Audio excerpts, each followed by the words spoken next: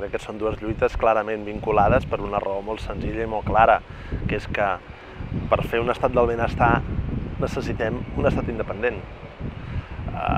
Un estat del benestar de veritat, un estat del benestar de primera divisió, no un estat del benestar de segona divisió com el que tenim ara.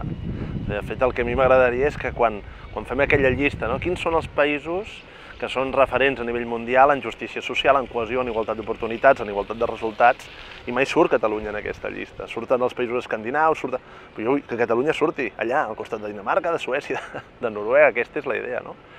I de fet, en aquest sentit, podem dir que el projecte és el de sempre. Si el projecte és el mateix projecte de la gent que estava amb el Maragall i amb el tripartit, fer un estat del benestar de veritat, de qualitat, i si m'apures és el projecte del PSUC a la transició, no? La democràcia, sí, però la democràcia per fer un país socialment just. Que allò és el que volien les esquerres a la transició, això és el que volem en aquests moments, i ara entenem que necessitem un estat independent per poder-ho fer, no? I en aquest sentit, només una darrera idea, i és, no ens pensem que, per tant, amb la independència i prou, ja serem lliures, no?